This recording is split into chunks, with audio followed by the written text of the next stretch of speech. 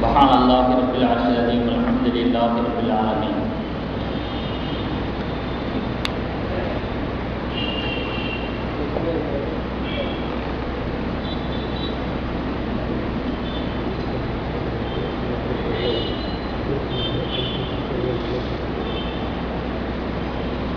وقال الله تعالى في القرآن العظيم والفرقان المجيد: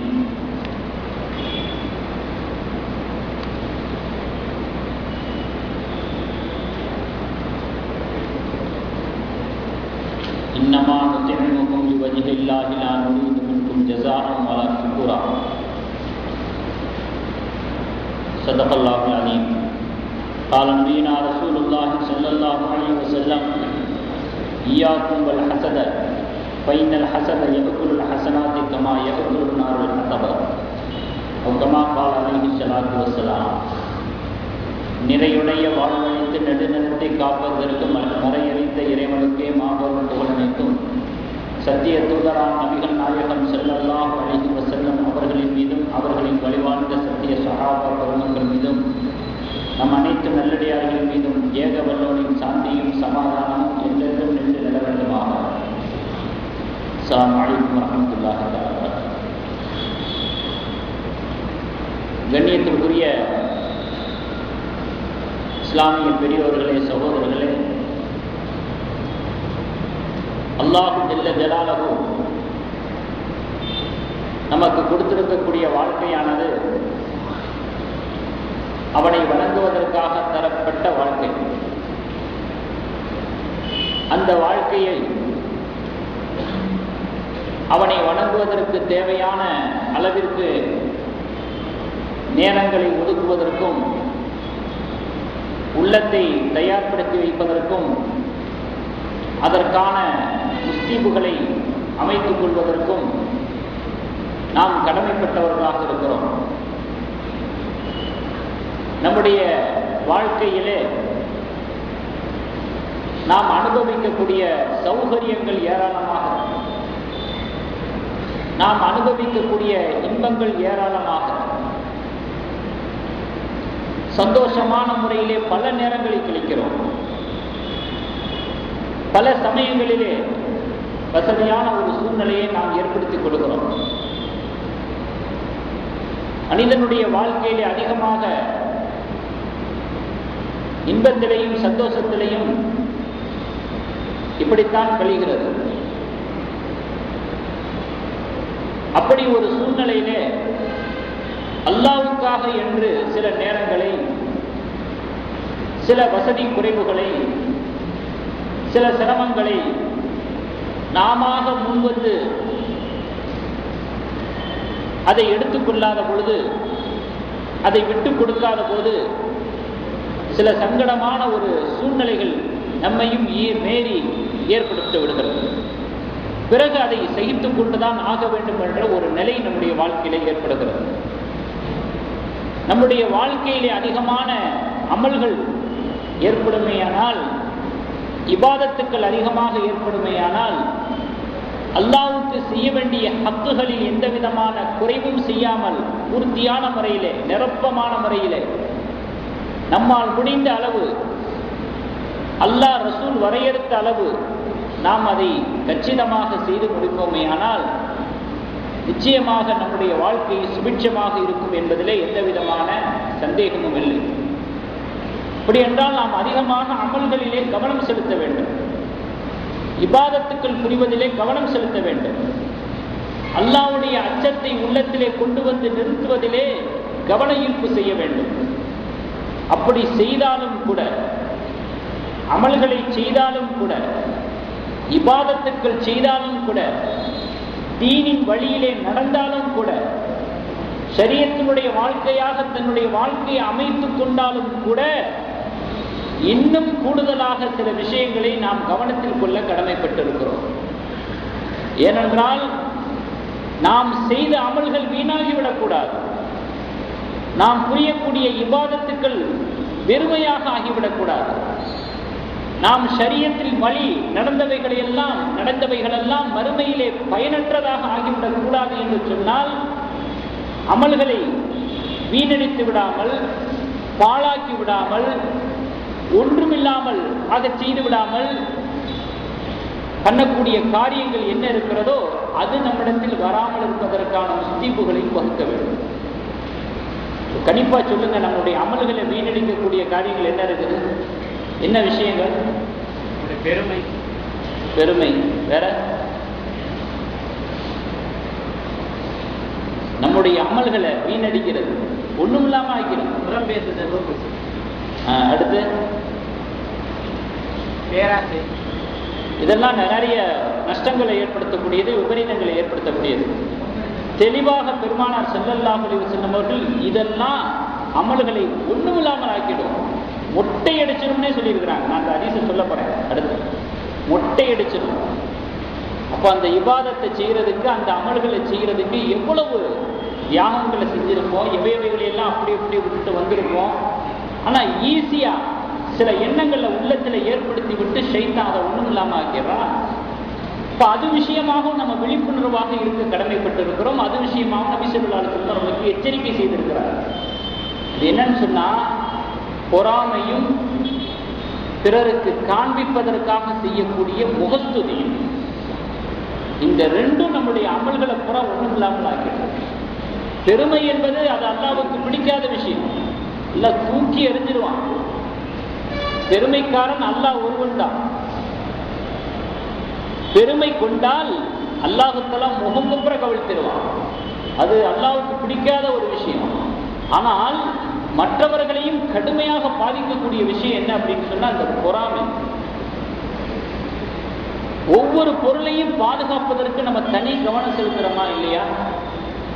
நம்முடைய உடலை பாதுகாக்கிறதுக்கு பாடி செக்அப் பண்றோம் 6 மாசத்துக்கு ஒரு தடவை அல்லது வருஷம் நம்முடைய உடல் கண்டிஷனா இருக்குதா, ஆரோக்கியமா இருக்குதா, எல்லா டெஸ்டும் எடு, எல்லா எக்ஸ்ரே, அனைத்து விதமான டெஸ்ட்டுகளையும் எடுத்து பார்த்து பாரு. அதுக்கு பிறகு நம்ம நிம்மதி அடைகிறோம், நம்முடைய உடல் பாதுகாப்பா இருக்குது அப்படின்னு. நம்முடைய உடலை பாதுகாக்கிறதுக்கு, நம்முடைய வியாபார பொருள்களை பாதுகாக்கிறதுக்கு, லாபத்தில் ஓடுதா நஷ்டத்தில் ஓடுதா, சரியான கணக்கு, அரசாங்கத்துக்கு காண்பிக்கிற மாதிரி ஒரு கணக்கு, ஸ்டாக் எப்படி இருக்குது, இவைகளையெல்லாம் ஒரு கண்ணோட்டத்தோட வச்சிருக்கிறோம். வீடை பாதுகாக்கிறதுக்கு குறைந்தபட்சம் லைட்டாவது போட்டு வைப்போம் வெளியில, அல்லது வாட்ச்மேன், அல்லது கேமரா, அல்லது ரொம்ப ஆள் நடமாட்டம் இல்லாத விஷயமா இடமாக இருந்துச்சுன்னா ஒரு நாயை கட்டி போட்டு வச்சிருக்கிறது, அல்லது பூட்டு வந்து எல்லாரும் பூட்டுறது. அது கூடுதலாக ஆக இந்த மாதிரி வீடை பாதுகாக்கிறது, ஏன் கம்ப்யூட்டரை பாதுகாக்கிறதுக்கு கூட, வைரஸ் பாதிக்காம இருக்கிறதுக்கு கூட அதுக்கு ஒரு லாக், அதுக்கு ஒரு ட்ரீட்டு. இப்படியாக ஒவ்வொன்றையும் பாதுகாக்கிறதுக்கு தனி கவனம் செலுத்துறோமே, ஒரு அக்கறை செலுத்துறோமே, நம்ம கஷ்டப்பட்டு சிரமப்பட்டு அமல்கள் செஞ்சு வச்சிருக்கிறோமே, இபாதத்துக்கள் செய்து வைத்திருக்கிறோமே, அல்லாஹ்வுக்காக எவ்வளவு தர்மங்கள் செய்திருப்போம், அல்லாஹ்வுக்காக எவ்வளவு தொழுகைகளை தொழுதிருப்போம், அல்லாஹ்வுக்காக எவ்வளவு நோன்பு வைத்திருப்போம், அல்லாஹ்வுக்காக எத்தனை தடவை பள்ளிவாசல்களுக்கு வந்து போயிருப்போம். இப்படியெல்லாம் இருக்கக்கூடிய அத்தனை நற்காரியங்களும் அல்லாஹ்வுக்காக என்கிற அந்த கோட்டிலிருந்து, அந்த கோணத்திலிருந்து தவறுகிற பொழுது, பிறழுகிற பொழுது, அதனுடைய ட்ராக் மாறுகிற பொழுது அது அத்தனையும் வீணாகி போயிடுது. அப்ப அது விஷயத்துல நம்ம எந்த அளவுக்கு கவனம் செலுத்த கடமைப்பட்டு இருக்கிறோம் என்பதை பெருமானார் ஸல்லல்லாஹு அலைஹி வஸல்லம் அவர் நமக்கு உஷார்படுத்துகிறார்கள், எச்சரிக்கைப்படுத்துகிறார்கள். அதுல பிரதானமான விஷயங்களாக சொல்றாங்க. இது அல்லாத மற்ற விஷயங்களும் உண்டு, அமல்களை வீணாக்குறதுல மற்ற விஷயங்களும் உண்டு. பிரதான விஷயங்கள் ஒன்று பொறாமை, இன்னொன்று முகஸ்துதி. பொறாமைனா என்ன? அல்லாஹ் ஒருத்தருக்கு நல்ல விஷயத்தை கொடுத்திருப்பான், ஒரு நல்ல நியாமத்தை கொடுத்திருப்பான், பிறரால் மிச்சப்படக்கூடிய அளவுல ஒரு பொக்கிஷத்தை கொடுத்திருப்பான். அது எது வேண்டாக இருக்கலாம். அந்த நியாமத்தை பார்த்துட்டு பொறுமுறது, அந்த நியாமத்து, அந்த ஒரு பொக்கிஷம் தனக்கு வருதோ இல்லையோ, தனக்கு கிடைக்குதோ இல்லையோ, அவனுக்கு இருக்கக்கூடாது, அவனை விட்டு போயிடணும். அப்போ அவனிடத்துல அந்த நியாமத்தை இருக்கணும்னு அல்லாஹ் ஒண்ணு நாடி இருக்க, அதை இருக்கக்கூடாதுன்னு இவன் நினைக்கிறானா, அவன் யாரோட போட்டி போடுறான்? அல்லாஹ்வோட போட்டி போடுறானா? ஒருத்தருக்கு ஒரு பொக்கிஷம், ஒரு நியமத்து இருக்கணுங்கிறது அல்லாஹ்வுடைய எண்ணம். இவனுடைய எண்ணம் இருக்கக்கூடாது. இப்ப அல்லாஹ்வுடைய போட்டி போடுற மாதிரி இல்ல. ஆகையினால இந்த பொறாமை என்பது இருக்கிறதே, ஒருத்தரிடத்துல இருக்கக்கூடிய நியமத்தை அவரை விட்டு அகன்று விட வேண்டும், போய்விட வேண்டும் என்பதாக நினைக்கிறதுக்கு தான் பொறாமை என்பதாக சொல்லுவாங்க. பெருமானார் ஸல்லல்லாஹு அலைஹி வஸல்லம் அவர்கள் எத்தனையோ விஷயங்களை சொல்லி அல்லாஹ்விடத்துல பாதுகாப்பு தேடி இருக்கிறாங்க. இந்தந்த விஷயங்கள்லேருந்து என்னை பாதுகாப்பாயாக, இந்தந்த விஷயங்கள்லேருந்து என்னை நான் விலகிருக்க செய்வாயாக என்பதாக துஆ செஞ்சிருக்கிறாங்க. ஆனா அந்த பொறாமை விஷயத்துல அல்லாஹ்வே பாதுகாப்பு கேட்கும்படியா சொல்றான் பெருமானார் ஸல்லல்லாஹு அலைஹி வஸல்லம். குல் அஊது பிரப்பில் ஃபலக், அதிகாலையின் ரப்பினிடத்திலே நான் பாதுகாவல் தேடுகிறேன். குல் அஊது பிரப்பில் ஃபலக், அதிகாலையின் ரப்பினிடத்திலே நான் பாதுகாவல் தேடுகிறேன். மின் ஷர்ரி மா கலக், அவனால் படைக்கப்பட்டவற்றிலிருந்து அதனுடைய தீங்கிலிருந்து நான் பாதுகாவல் தேடுகிறேன். வமின் ஷர்ரி காசிகின் இதா வகப், இருள் பரவுகிற பொழுது அந்த இரவினால் ஏற்படக்கூடிய தீங்கிலிருந்து நான் அல்லாஹ்விடத்திலே பாதுகாவல் தேடுகிறேன். இப்போ கரண்டை கட் பண்ணி வச்சிருக்கிறாங்க, 2 நாள் 3 நாள் பவர் இல்லை, டவர் இல்லை, ஒன்றும் இல்லை. இருளை கண்டாலே பயமா இருக்கிறது, இரவு வந்து விட்டாலே பயமாக இருக்கிறது, கார்மேகத்தை பார்த்தா பயமா இருக்கிறது. பயந்து கொண்டிருக்கக்கூடிய குடும்பங்கள் எத்தனை, பயந்து கொண்டிருக்கக்கூடிய இடங்கள் எத்தனை, பயந்து கொண்டிருக்கக்கூடிய மனோநிலைகள் உள்ள மனிதர்கள் எத்தனை. இது போன்ற இயற்கை சிற்றமான காரியங்கள் சிலருக்கு வேடிக்கையாக இருக்கிறது, சிலருக்கு வேதனையாக இருக்கிறது. இப்படிப்பட்ட ஒரு சூழ்நிலைகளுக்கு மத்தியில் அல்லாஹ் எப்படி துஆ கேட்கும்படியாக, தன்னிடத்தில் பாதுகாப்பு தேடும்படியாக நபி ஸல்லல்லாஹு அலைஹி வஸல்லம் அல்லாஹ் சொல்லி கொடுக்குறான். இப்படி நீங்க என்கிட்ட கேளுங்க. வமின் ஷர்ரி காசிகின் இதா வகப், இருள் பரவுகிற பொழுது அந்த இரவிலே ஏற்படக்கூடிய தீங்கை விட்டு. வமின் ஷர்ரி நஃபாசாத்தி ஃபில் உகத், முடிச்சுகளில் ஊதக்கூடிய, மந்திரிச்சு ஊதக்கூடிய தீய பெண்களுடைய தீங்குகளை விட்டும் நான் அல்லாஹ்விடத்திலே பாதுகாவல் தேடுகிறேன். கடைசியா சொல்லுங்க, வமின் ஷர்ரி ஹாசிதின் இதா ஹஸத், பொறாமைக்காரன் பொறாமைப்படக்கூடிய சமயத்திலே அவனால் எனக்கு ஏற்படக்கூடிய தீங்கை விட்டும் நான் அல்லாஹ்விடத்திலே பாதுகாவல் தேடுகிறேன். ஒருத்தன் நம்ம மேல பொறாமைப்பட்டா நம்ம தொலைஞ்சோம், தப்பிக்கவே முடியாது. அல்லாஹ்வை தவிர மற்ற யாரும் நம்மளை காப்பாற்ற முடியாது. அவ்வளவு மோசமானது பொறாமை என்கிற அந்த குணம் இருக்கிறதே, ஒரு குடும்பத்தை அழிச்சிடும், ஒரு தனி மனிதனை உருக்குலைச்சிடும், அவனுடைய பொருளாதாரத்தை நாசப்படுத்திடும். இதனால பல சமூகங்கள் பாதிக்கப்பட்டிருக்கிறாங்க, குடும்பமாக அழிக்கப்பட்டிருக்கிறாங்க பொறாமை என்கிற அந்த ஒரு காரணத்தினால. ஆகையினால அல்லாஹ்விடத்துல தஞ்சமடைவதை தவிர, அல்லாஹ்விடத்துல பாதுகாப்பு தேடுறதை தவிர வேறு வழி இல்லை. அந்த அளவுக்கு ஒரு கூரிய விஷமத்தனமான ஒரு ஆயுதம் இந்த பொறாமைங்கிறது.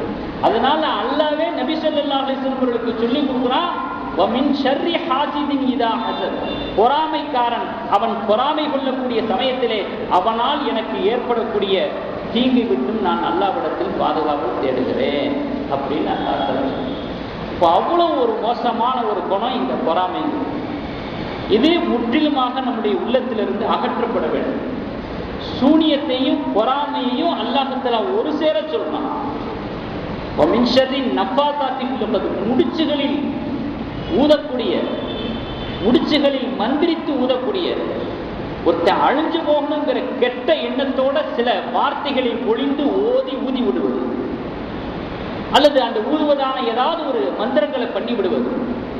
சூனியம் பொறாமை 2 அண்ணன் தம்பி, 2 அந்த அளவுக்கு பொறாமை இருந்தா தான் இது போன்ற காரியங்களை செய்வான். சூனிய அளவுக்கு ஒருத்த போறான் அப்படின்னு சொன்னா பொறாமை இல்லாம போக மாட்டான். 2ம் நெருக்கமான விஷயங்கள். ஆகையினால தான் 2ஐயும் சேர்த்தவாறு அல்லாஹ் தஆலா சொல்லி காட்டுகிறான். வமின் ஷர்ரி நஃபாசாத்தி ஃபில் உகத் வமின் ஷர்ரி ஹாசிதின் இதா ஹஸத் என்பதாக. இன்னைக்கு சின்ன சின்ன விஷயங்களுக்கெல்லாம் பொறாமை. எவ்வளவு உயரிய மனிதர்கள், உயர்ந்த மனிதர்களாக சமுதாயத்தில் வளம் வர்றாங்க, அவர்களிடத்தில் கூட அற்பமான சில குணங்கள் இருக்கத்தான் செய்கிறது. தன்னுடைய மகனுக்கு பெண்ணு பார்ப்பாங்க, அந்த பெண்ணு தன்னுடைய மகனுக்கு கிடைக்கல, வேற யாருக்காவது பேசி முடிவு பண்ணிட்டு அதுக்கு ஒரு பொறாமை.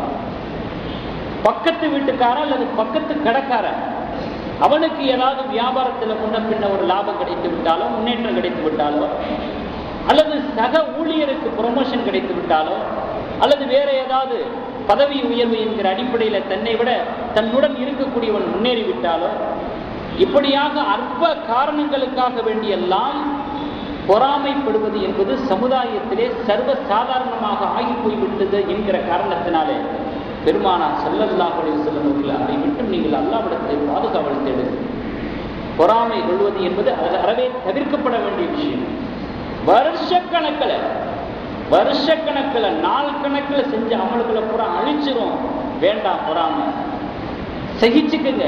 அந்த பொறாமையான எண்ணம் வருகிற பொழுது உங்களுக்குள் நீங்களே மருந்திட்டுக் கொள்ளுங்கள். இது தவறு, நான் அப்படி நினைக்க மாட்டேன், அவன் நல்லா இருக்கட்டும் என்பதாகவே திரும்ப திரும்ப நினைங்க. உங்களுக்குள் தான் இருக்கிறது ட்ரீட்மெண்ட். யாரும் மறந்து தடவ முடியாது. அல்லாஹ்வுடைய நினைவு வர வேண்டும். இது போன்ற ஹதீசுகள் நினைவுக்கு வர வேண்டும். இதனால் ஏற்படக்கூடிய கெடுதிகளை நினைத்து மறுமையில எந்த அளவுக்கு நம்ம நஷ்டப்படுவோங்கிற சிந்தனை வரணும்.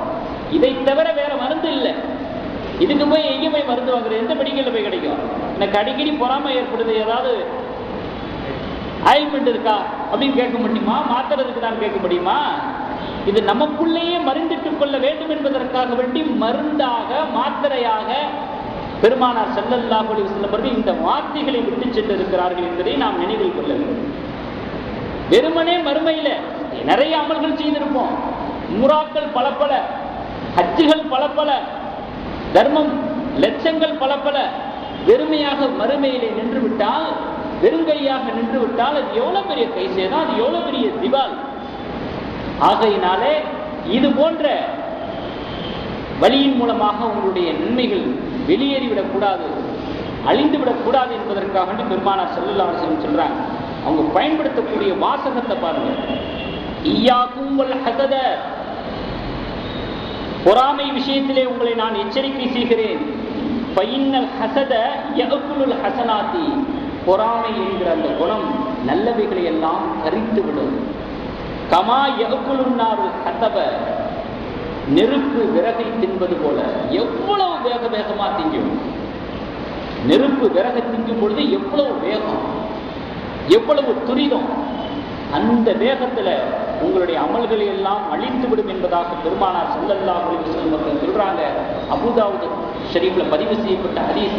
அதுக்கு அவங்க பயன்படுத்தக்கூடிய வார்த்தை இய்யாக்கும். பொதுவாக அரபியில கடுமையான ஒரு அபாயத்திலிருந்து எச்சரிக்கை செய்வதற்கு தான் இந்த இய்யாக்கும்ங்கிற அந்த பதம் பயன்படுத்தப்படும்.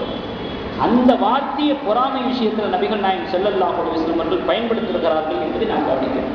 கிட்டத்தட்ட கேன்சர் மாதிரி ஒரு மனிதனுடைய அனைத்து அமல்களையும் ஊடுருவி அழித்து ஒழித்து விடும். அப்படிப்பட்ட ஒரு குணம். இன்னும் பெருமானார் ஸல்லல்லாஹு அலைஹி வஸல்லம் அவர்கள் சொன்ன செய்தி திர்மிதி ஷரீஃபில் பதிவு செய்யப்பட்டிருக்கிறது. தப்ப இலைக்கும் தாஉல் உமமி கபலக்கும், உங்களுக்கு முன்பாக வாழ்ந்த சமுதாயத்தில் இருக்கக்கூடிய நோய் உங்களிடத்திலேயும் ஊடுருவி விட்டது. உங்களுக்கு முன்பாக வாழ்ந்த சமூகங்களில் இருக்கக்கூடிய நோய் உங்களிடத்திலேயும் ஊடுருவி விட்டது. அது என்ன? அல் ஹஸது வல் பக்லா, அதுதான் பொறாமையும் குரோதமும் ஆகும் என்பதாக நபி ஸல்லல்லாஹு அலைஹி வஸல்லம் அவர்கள் சொல்லிவிட்டு சொல்றாங்க. அந்த பொறாமையை பற்றி ஹியல் ஹாலிகா, அது மொட்டையடிக்கக்கூடியது.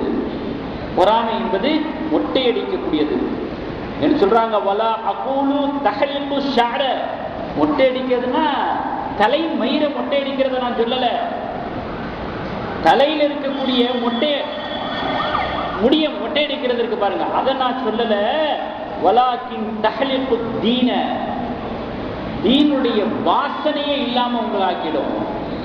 தீனுடைய வாடையே உங்களிடத்தில் இல்லாத அளவுக்கு அதை உங்களை அழித்து மழுங்கடித்து விடும் என்று பெருமானார் ஸல்லல்லாஹு அலைஹி வஸல்லம் அவர்கள் பொறாமையை பற்றி நம்மளுக்கு எச்சரிக்கை செய்கிறார்கள்.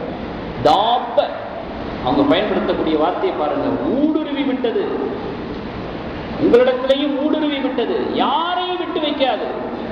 வணக்கசாலிகளாக இருந்தால் என்ன, அறிஞர்களாக இருந்தால் என்ன, கல்வியாளர்களாக இருந்தால் என்ன, ஆலிம்களாக இருந்தால் என்ன, செல்வந்தர்களாக இருந்தால் என்ன, பாமரர்களாக இருந்தால் என்ன, யாராக இருந்தால் என்ன, பொறாமை என்பது எல்லோரிடத்திலும் ஊடுருவக்கூடிய ஒரு குணம், தவறான குணம் என்பதாக பெருமானார் ஸல்லல்லாஹு அலைஹி வஸல்லம் அவர்கள் பயன்படுத்தக்கூடிய அந்த வார்த்தையும் கொஞ்சம் நம்ம கவனிச்சு பார்க்கணும்.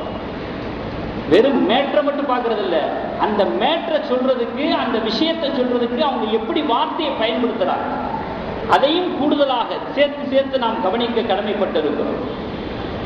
அதே போல ஒரு கவிதை கூட பொறாமை விஷயமாக அதனுடைய கெடுதிய விபரித்து ஒரு கவிதை கூட பாடப்பட்டிருக்கிறது. இஸ்பிர் அலா ஹஸதில் ஹஸூதி, இஸ்பிர் அலா ஹஸதில் ஹஸூதி, பொறாமைக்காரன் உன்னை பார்த்து பொறாமை கொள்கிற பொழுது நீ பொறுமையாக இரு. உன்னை பார்த்து அப்படியே பொறுமுறான், பொறாமை கொள்றான், நீ பொறுமையா இரு. ஃபைன்ன ஸபரக காத்திலஹு, உன்னுடைய பொறுமை அவனை கொன்றுவிடும். பதிலுக்கு ஏதாவது செய்ய போய் தான் ரெண்டு பேத்துக்குமே லாஸ், ரெண்டு பேத்துக்குமே நஷ்டம், அல்லது இவனே தப்பு பண்ண ஆரம்பிச்சிருவான்.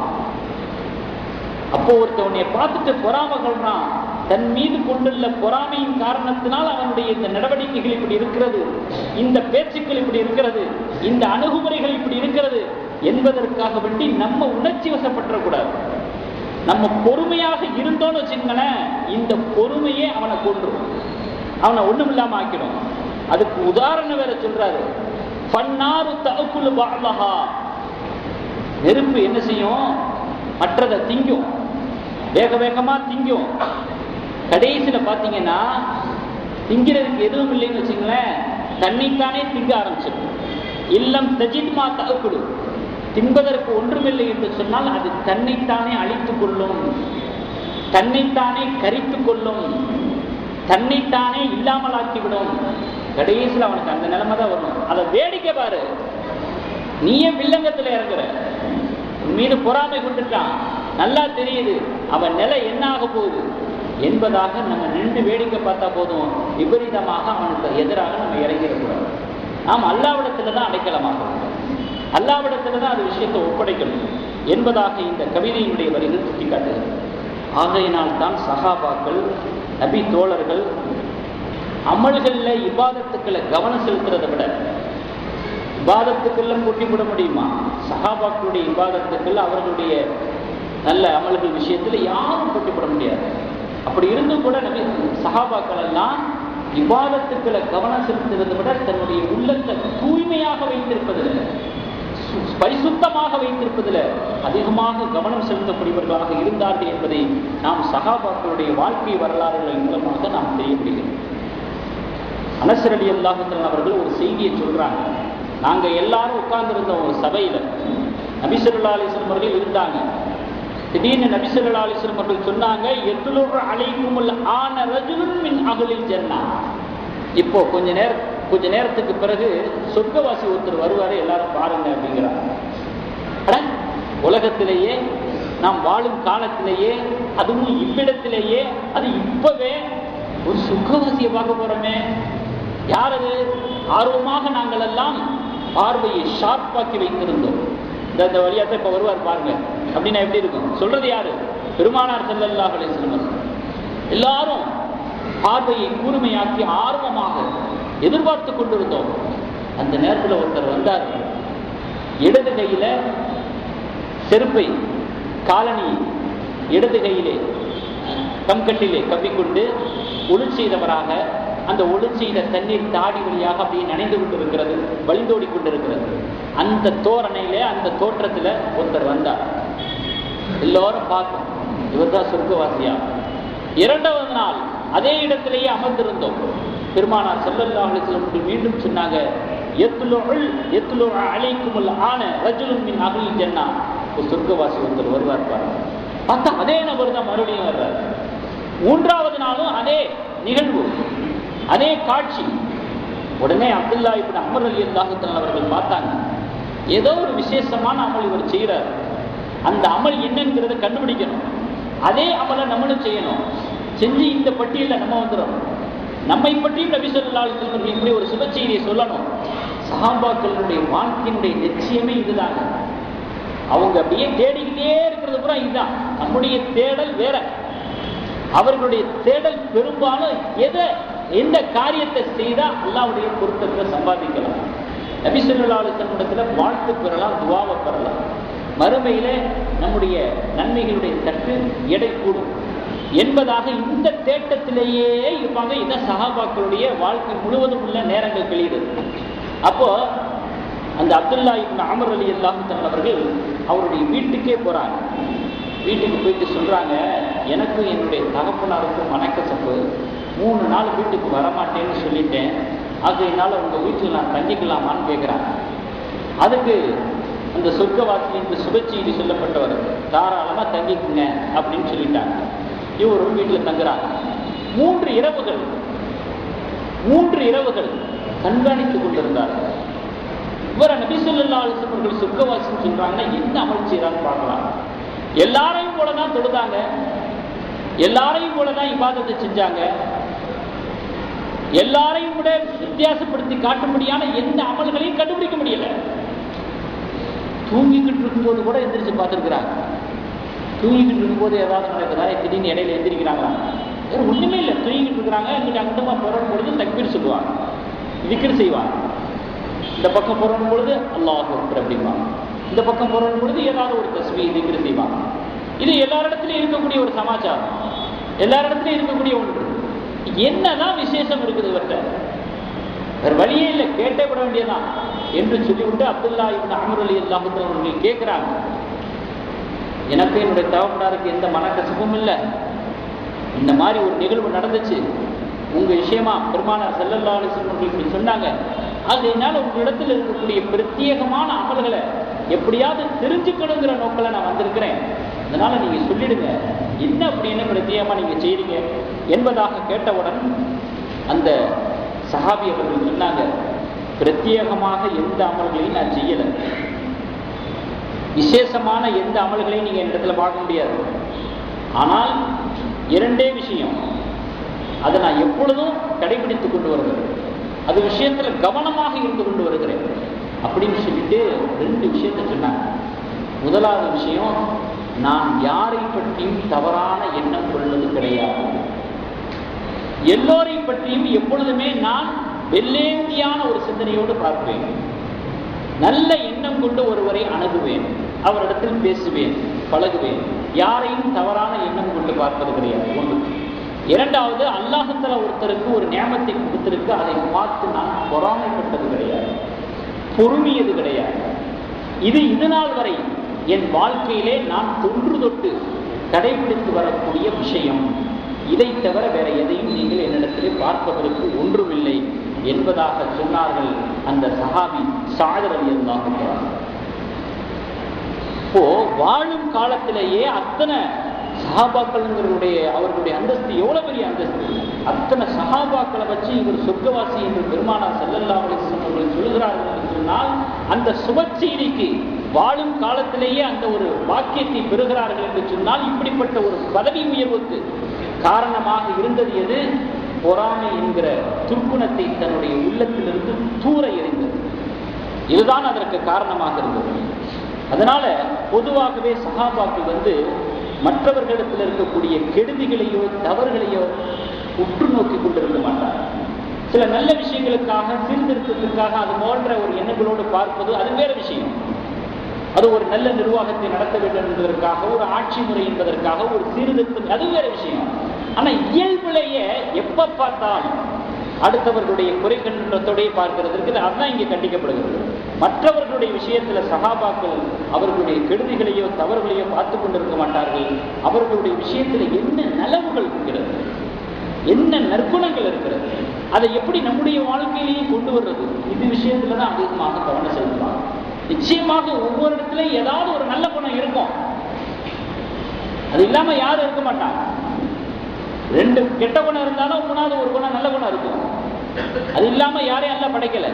அப்படி இருக்கும் பொழுது அவரிடத்துல என்ன நல்ல குணங்கள் இருக்கிறது என்கிற பார்வையும் நாம் வைக்க வேண்டும், நாம் பிறரோடு கலந்து வாழக்கூடிய வாழ்க்கை சூழலிலே என்பதை இந்த ஹதீஸ் நமக்கு எடுத்துக்காட்டக்கூடியதாக இருக்கிறது.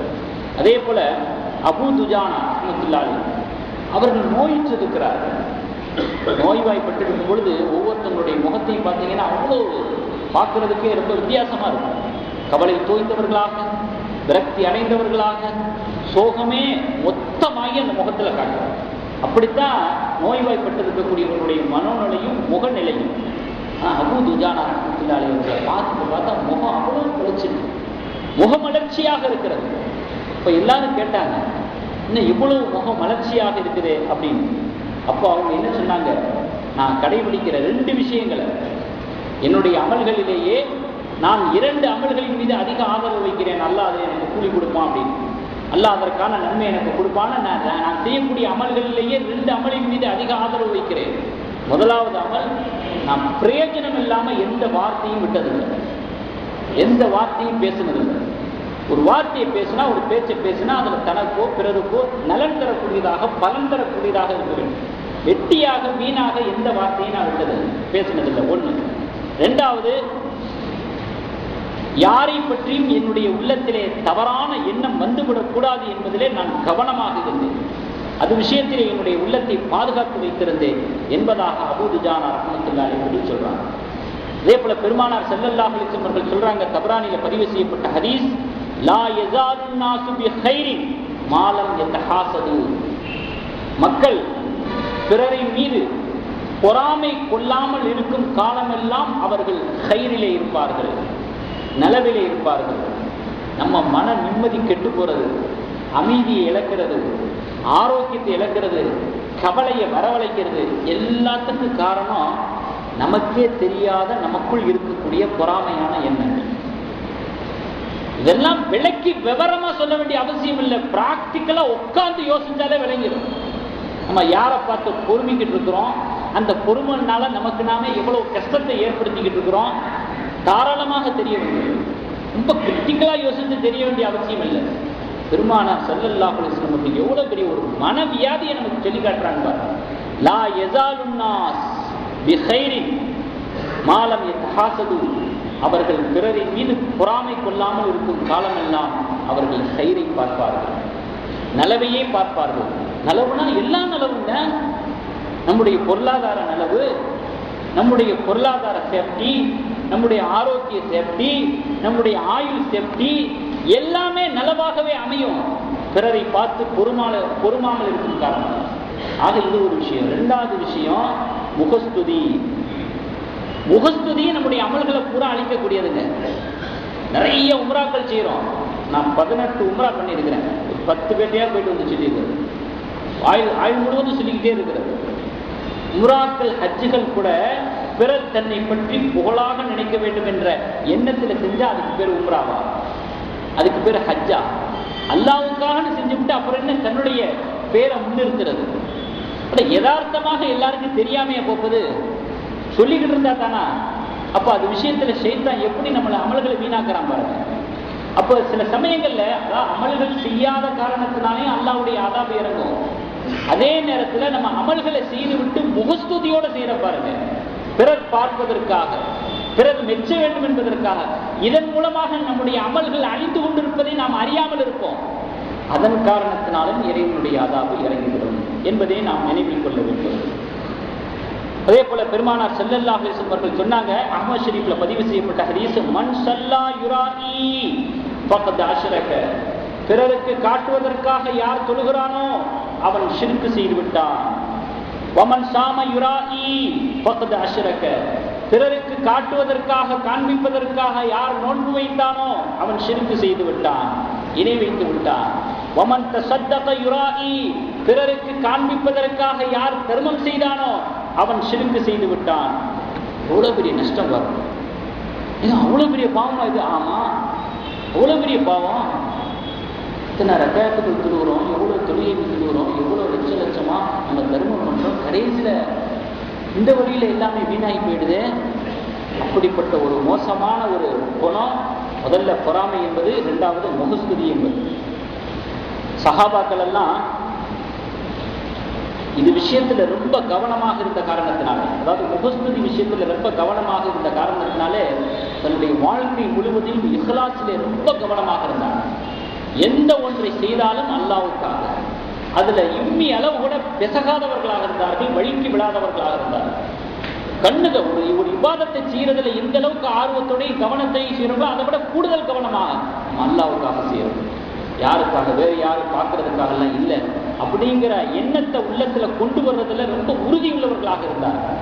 இன்னமா நுதஇமுக்கும் லிவஜ்ஹில்லாஹி லா நுரீது மின்கும் ஜஸாஅன் வலா ஷுக்கூரா. நாங்கள் எந்த ஒரு தர்மங்கள் செய்தாலும் கூட அது அல்லாஹ்வுடைய திருமுகத்துக்காக சொல்றோம் இல்லையா? அப்பா உன் முகத்துக்காண்டி பார்க்குறேன் இல்லைன்னா அப்படிங்க பாருங்க, அல்லாஹ்வுடைய முகத்துக்காக அப்படின்னா என்ன, அல்லாஹ்வுடைய பொருத்தத்துக்காக நான் இந்த காரியங்களை செய்கிறேன் என்பதாக சஹாபாக்கள் செய்வாங்க. அல்லாஹ் பாராட்டி சொல்லியிருக்கிறான் 76வது அத்தியாயம் 9வது வசனத்தில்.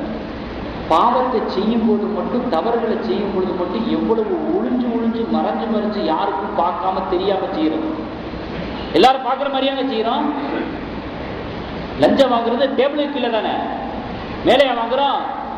இது மாதிரி எத்தனை பாவங்கள், பாவங்களை செய்யும் பொழுது மட்டும் ஒளிஞ்சு ஒளிஞ்சு மறைஞ்சு மறைஞ்சு செய்யறோம். ஏன் நல்லதையும் அப்படி செய்யறது, நல்ல காரியங்கள் அப்படி செய்யறது, அதுதான் அல்லாஹ்வுக்கு பிடிக்கும்னா அதை செஞ்சுட்டு போக வேண்டியதானே.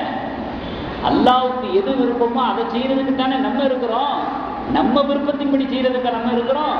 ஏன்னா நம்ம அல்லாஹ்வுடைய அடிமை, அவன் எஜமா நினைச்சா எப்படியும் நம்மை ஆட்டுவிப்பான். அதுக்கெல்லாம் இசைவு தெரிவிக்க கடமைப்பட்டு இருக்கிறோம்.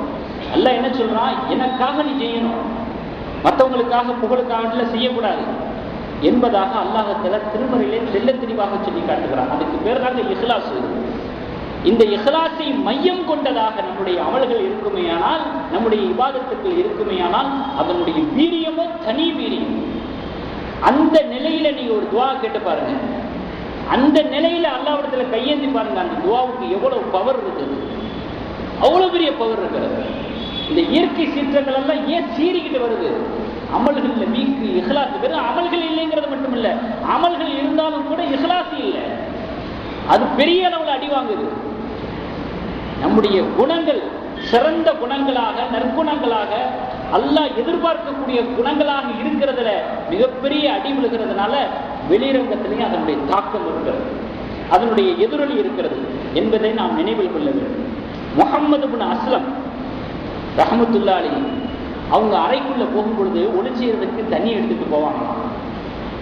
உள்ள அறைக்குள்ள போனதுக்கு பிறகு கதவை தாப்பா பட்டுக்குவாங்க. அப்புறம் அழுகிற சத்தமா கேட்குமா. அவங்களுடைய மனைவிடத்துல கேட்டதுக்கு, உள்ள அழுகிற சத்தம் கேட்குது, என்னாச்சு அப்படின்னு. இப்போ அவங்க சொல்லுவாங்கன்னா, போகும்போதே ஒளி செய்கிற அளவுக்கு தண்ணி பாத்திரத்தில் தண்ணி எடுத்துக்கிட்டு போவாங்க. குர்ஆன் ஓதுவாங்க. குர்ஆனை ஓதும் பொழுதெல்லாம் அதாவுடைய வசனங்கள் வரும், மறுமையினுடைய வசனங்கள் வரும். அது வரும் பொழுதெல்லாம் அழுவாங்க, கண்ணீர் விட்டு அழுவாங்க. அழுது முடிச்சதுக்கு பிறகு தான் அழுதது யாருக்கும் தெரியக்கூடாதுங்கிறக்காண்டி முகத்தை வாஷ் பண்ணிடுவாங்க, ஃபேஸ் வாஷ் பண்ணிடுவாங்க. அது மட்டும் இல்ல, சுருமா வேற போட்டுக்கிடுவாங்க.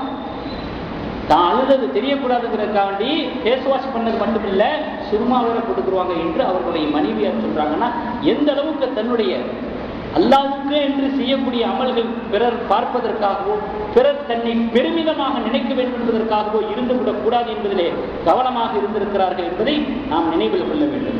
இது போன்ற நிறைய விஷயங்கள் இருக்கிறது. ஆக கண்ணியமிக்கவர்களே, இது போன்ற நெருக்கடியான சமூக அவல நிலைகள் ஏற்படுகிற பொழுது நாம் உறுதியான முறையிலே அமல்கள் செய்வதிலே உந்துதலாக ஆகிவிட வேண்டும். அதாவது நம்முடைய உள்ளம் உந்துதலாக ஆகிவிட வேண்டும். அதிகமாக அமல்கள் செய்ய வேண்டும், அதை அல்லாஹ்விற்காக செய்ய வேண்டும், நிறைய செய்ய வேண்டும், அதற்காக நிறைய நேரங்களை ஒதுக்க வேண்டும் என்ற ஒரு மனோநிலையை நம்முடைய உள்ளத்திலே தயார்படுத்திக் கொள்ள வேண்டும். அல்லாஹ் நம்மை உற்று நோக்கக்கூடியவனாக இருக்கிறான், அதே நேரத்தில் கருணை கடல் கொண்டவனாகவும் இருக்கிறான். வீணாக நம்மை வேதனைப்படுத்தி பார்ப்பதிலே அல்லாஹ் இல்லை. ஒரு தாய் என்ன இந்த உலகத்தில் இருக்கக்கூடிய அத்தனை தாய் உள்ளங்களை ஒரு மடங்காக்கி விட்டால் 99 மடங்கு அது போன்று அல்லாஹ் நம்ம மீது கருணை செலுத்தக்கூடியவனாக இருக்கிறான். இது போன்ற நெருக்கடியான ஒரு சூழ்நிலைகளிலே நாம் பொறுமையாக இருக்க வேண்டும், சகித்து கொண்டிருக்க வேண்டும். இதுதான் தக்தீர் என்று அழகான முறையில் இதை நாம் விளங்கி கொண்டிருப்போமே, ஆனால் நிச்சயமாக அல்லாஹ் அதற்கான கூலியை நமக்கு தர இருக்கிறான். சஹாபாக்கள் எல்லாம் இதை விட பெரிய பெரிய கஷ்டங்களை தேர்வு செய்தார்கள், விரும்பி அதை எடுத்துக்கொண்டார்கள். நம்ம வேறு வழி இல்லாம சகிச்சுக்கிட்டு இருக்கிறோம் இந்த வேதனைகளை. இயற்கை சீற்றங்களால் ஏற்படக்கூடிய கஷ்டங்கள் இருக்கிறதே, நெருக்கடிகள் இருக்கிறதே, அதாவது இருக்கிறதே, வேறு வழி இல்லாம சகிச்சுக்கிட்டு இருக்கிறோம். சஹாபாக்கள் இப்படியெல்லாம் கஷ்டம் இருக்கிற நிலை தெரிந்தே அதுல போய் ஈடுபட்டாங்க, போர்ல போய் ஈடுபட்டாங்க. போர்ல போனாக்கா திரும்பி வர்றது எந்த அளவுக்கு நிச்சயம் சொல்ல முடியாது. ஆனாலும் அவர்கள் போரிலே கலந்து கொண்டார்கள் அல்லாஹ்வுக்காக. இப்போ எவ்வளவு சிரமங்கள் நம்ம சகித்தாலும் கூட சஹாபாக்களுடைய நிலையை கவனித்து பார்க்கும் பொழுது ரொம்ப குறைவாக இருக்கிறோம். ஆனாலும் கூட நம்முடைய அழகான பொறுமைக்கு அல்லாஹ் தஆலா கூலி கொடுக்கக்கூடியவனாக இருக்கிறான். இதனுடைய நிமித்தமாக நம்முடைய வாழ்க்கையிலே சில திருத்தங்கள் செய்ய நாம் கடமைப்பட்டு இருக்கிறோம். நம்முடைய பேச்சிலே திருத்தம் வர வேண்டும், நம்முடைய எண்ணங்களிலே திருத்தம் வர வேண்டும், நாம் வாழும் வாழ்க்கையினுடைய அணுகுமுறையிலே திருத்தம் வர வேண்டும். இல்லை என்றால் அல்லாஹ் தஆலா வேறு தீர்ப்பு எழுதி விடுவான். அல்லாஹ் தஆலா அது அத்தனை விட்டும் நம்மை பாதுகாத்து அருள் புரிவானாக. வாஹிருதாவனா அல்ஹம்துலில்லாஹி ரப்பில் ஆலமீன். அத்துடன் உங்களுக்கு சொல்லக்கூடிய கூடுதலான செய்தி, பள்ளியினுடைய தொடர்பை ஏற்படுத்திக் கொள்ளுங்கள், தொழுகையினுடைய தொடர்பை ஏற்படுத்திக் கொள்ளுங்கள். இதில் மட்டும்தான் நம்முடைய பாதுகாப்பிற்கான உத்தரவாதம் வழங்கப்பட்டிருக்கிறது. எந்த மருத்துவமனைகளையோ, எந்த மருந்து மாத்திரைகளையோ, எந்த கவர்மெண்டையோ, எந்த சமூக நல அமைப்புகளையோ கொண்டு அல்ல நம்முடைய உயிர் வாழ்வு என்பது, நம்முடைய பொருளாதாரம் என்பது அல்லாஹ்வுடைய பாதுகாப்பை கொண்டும் அல்லாஹ்வுடைய திருவாக்கை கொண்டுதான் நம்முடைய வாழ்க்கை தீர்மானிக்கப்பட்டிருக்கிறது. அதனால அல்லாஹ்வுடைய தொடர்பை விட்டு எந்த அளவுக்கு நம்மை தூரப்படுத்திக் கொண்டே செல்வோமோ அந்த அளவுக்கு அல்லாஹ்வுடைய ரஹமத்தை விட்டு நாம் தூரப்படுத்திக் கொண்டே செல்வோம். ஆகையினால் அது போன்ற நிலைகளை முற்றிலுமாக தவிர்த்து பள்ளியினுடைய தொடர்பையும், தொழுகையினுடைய தொடர்பையும், இறையச்சத்தினுடைய தொடர்பையும் அதிகமாக நமக்குள் ஏற்படுத்திக் கொள்வோமாக. வல்ல ரஹ்மான் நம்மையும், நம்முடைய குடும்பத்தினர்களையும், நம்முடைய உற்றார் உறவினர்களையும், அண்டை வீட்டார்களையும், ஊரில் வசிக்கக்கூடியவர்களையும், இந்த உலகில் வாழக்கூடிய முஸ்லிம் அல்லாத அனைத்து மக்களையும் இது போன்ற இயற்கை சீற்றங்களிலிருந்து பாதுகாத்து அருள் புரிவானாக. இது போன்ற சீற்றங்களினால் ஏற்படக்கூடிய வேதனைகளை விட்டும், கஷ்டங்களை விட்டும் நம்மை மட்டுமல்ல நம்முடைய சந்ததிகளையும் வல்ல ரஹ்மான் பாதுகாத்து அருள் புரிவானாக. வாஹிருதாவனா அல்ஹம்துலில்லாஹி ரப்பில் ஆலமீன். அஸ்ஸலாமு அலைக்கும் வரஹ்மத்துல்லாஹி வபரகாத்துஹு.